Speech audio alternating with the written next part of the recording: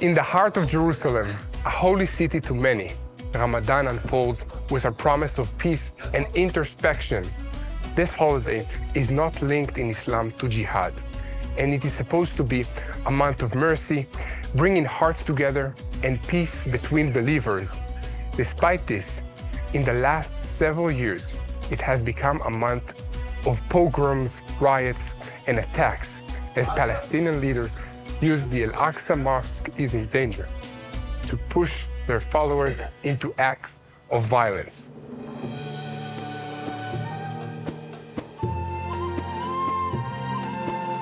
I'm Yair Pinto, and this is My State, a program where I share my perspective on current events, my belief in God, and my journey in the Holy Land.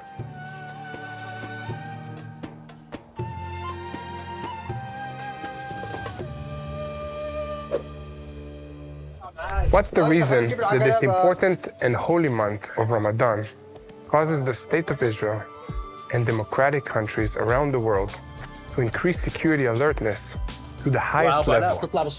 What causes them to hold preliminary talks with Arab and Muslim country leaders to negotiate, coordinate, alert, and warn? This distorted reality creeps me out every year again. So I would like to shed some light on this subject. According to the books of Islam, Ramadan is a month of introspection, cleansing of the soul, fasting, and in general, connecting man with his God. These sound like positive things. Muslims believe that this is also the month in which the Quran was sent down from heaven to guide the way to salvation. This is a month in which every Muslim in the world is supposed to multiply goodness, kindness, and love. It is a month meant to teach us what modesty, humility, sensitivity to others, compassion, and charity are. Among the customs of the month of Ramadan are fasting that lasts from the sunrise to the sunset. During the day, it is forbidden to eat or smoke. At the end of each day, the fast is broken with a prayer and a meal called iftar.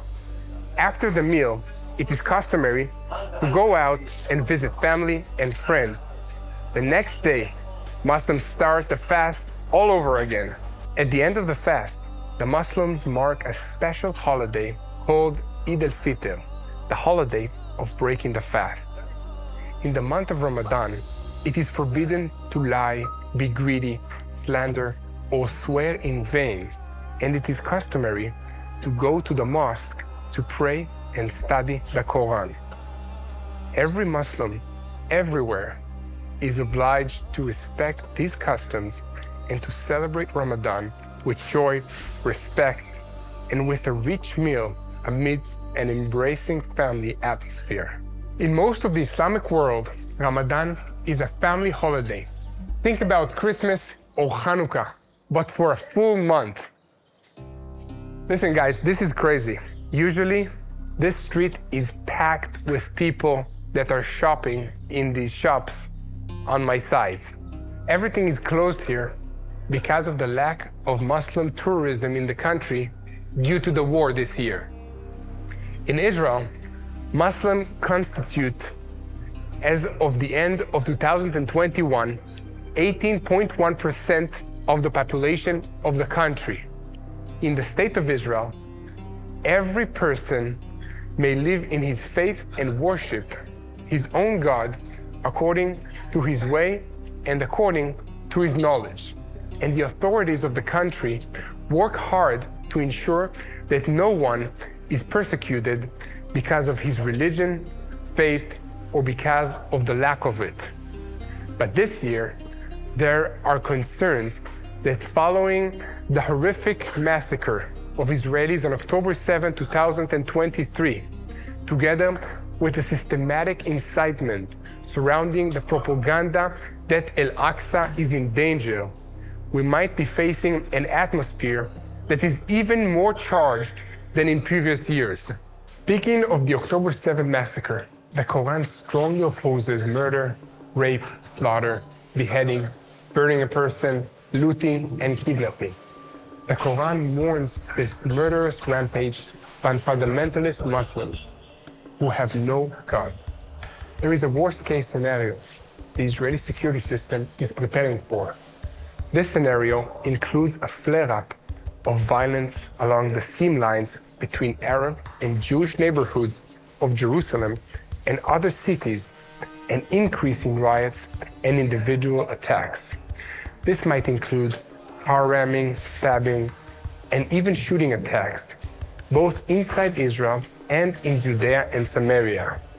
There are also concerns about attempts to inflame the Temple Mount during prayers and sermons, as well as attempts for Muslims to stay on top of the Temple Mount at night so they can try to harm Jewish worshippers at the Western Wall when they come for prayers at dawn.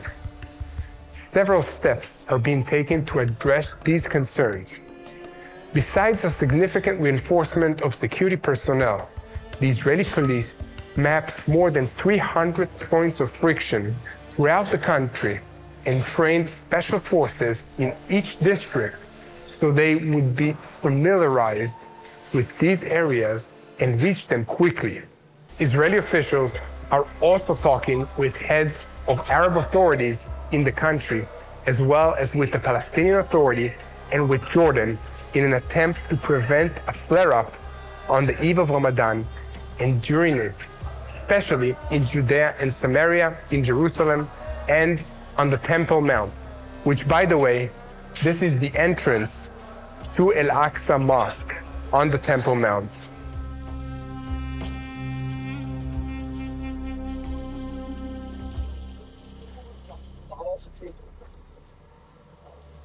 The main concern in the coming period is related to the incitement regarding the Al-Aqsa Mosque, which we discussed in the previous video, in which in recent years has led to countless attacks and attempted attacks across the country.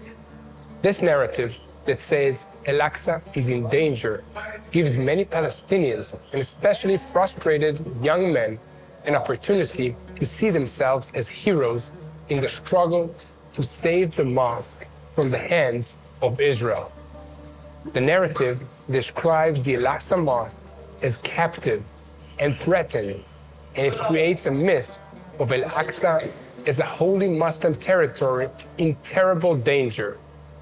Many Palestinians have talked themselves into believing the numerous versions of this narrative, according to which the State of Israel is plotting to demolish the mosques on the Temple Mount. Many have also bought into an additional layer of the story that has been built in recent years on top of the basic plot, according to which Israel is planning to change the status quo on the Temple Mount. This would, according to the conspiracy theories, include allowing regulated, official, and mass prayers of Jews in the Temple Mount, in contrast to the limited Jewish visits that have been allowed to take place in it in recent years.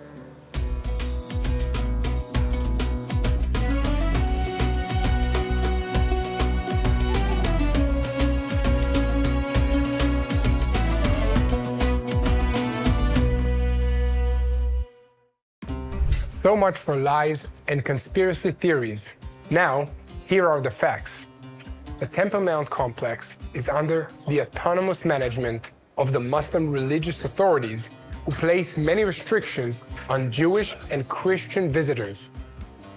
This documented fact is completely ignored by the masses who believe the plot that Al-Aqsa is in danger, or in the world of the many terrorists seek to create inside against the Jewish state. Faith and nationalistic emotions always overshadow logic and facts. Since Israel's victory in the 1967 Six-Day War, it has been in physical control of all of Jerusalem, which had until then been partially occupied by Jordanian forces. Almost every year, the cry of Al-Aqsa is in danger has been thrown out in various strange, far-fetched, and imaginary ways. The manufactured hysteria that this causes has poisoned any rational discourse regarding what is really happening on the Temple Mount. For example, in July 2018, there was a series of small earthquakes in the Jordan Valley and the Sea of Galilee. The largest of them only hit about 3.5 on the Richter scale and could barely be felt in Jerusalem. Nonetheless, a bizarre attempt was made to link these natural occurring events with Israeli plans to demolish Al-Aqsa. Far-fetched? Not on Al Jazeera.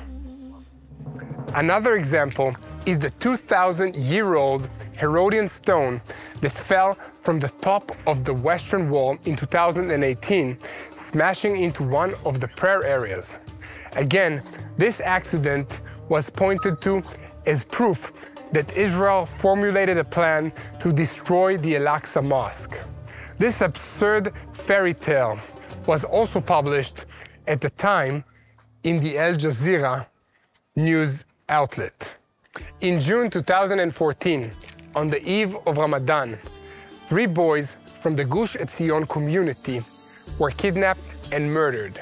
In May 2021, during Ramadan, Operation Guardian of the Walls began after Hamas fired rockets at Jerusalem and after Jews were attacked in several mixed cities in Israel. Many historical battles in which Islamic forces were victorious took place during Ramadan. The Yom Kippur War, which at least in Egypt is seen as a great victory over Israel, also took place during Ramadan. As a result, this holiday, which the Quran says is a time of introspection and prayer, has often been identified in Islamic culture as the month of victory and glory. But you don't have to go into distant history to see the pattern. For many years now, our Muslim neighbors here in Israel have been hurting the Jewish people during Ramadan, but this year it might be much worse. Hamas is expected to increase its efforts to set fire to the territories of Judea and Samaria and East Jerusalem during Ramadan. They are believed to have the expectation that they can expand the circles of activity and promote popular terror, including random attacks by ordinary Palestinians against ordinary Israelis. But Israel will do almost anything to put out the fire that Hamas threatens to light on the Temple Mount. Jewish visitors to the Temple Mount will probably be limited to part of the month of Ramadan only. Conversations and perhaps even preventative arrests of agitating figures, some of whom formerly belonged to the northern faction of the Islamic movement and its subsidiary organizations, are also expected. So far, during the current war, Israel and its security forces have managed to keep Jerusalem out of the cycle of violence and terrorism, while having slightly less success in keeping things quiet in Judea and Samaria. However, this could all change, and the situation could rapidly deteriorate at any time. A few years ago, the Iranian Islamic Revolutionary Guards Corps conducted an exercise at the end of which they hoisted the Iranian flag over a model of the Al-Aqsa mosque. A few weeks ago, the president of Iran, Ibrahim Raisi, announced following the October 7th massacre that with God's help, soon, we will all pray together at the Al-Aqsa mosque. This signals that Iran's clerical regime wants to try to pour some gasoline on the fire or radicalize emotions surrounding the conflict between Israel and the Palestinians. This is a serious problem that requires serious response. First and foremost, from you and me, as we pray that this Iranian plan will not succeed. I'm Yair Pinto, and I will continue to bring the truth from Israel to you. Now that we understand the situation, we need to act by sharing the truth about what is happening in Israel and the Middle East, and by praying for the peace of Jerusalem.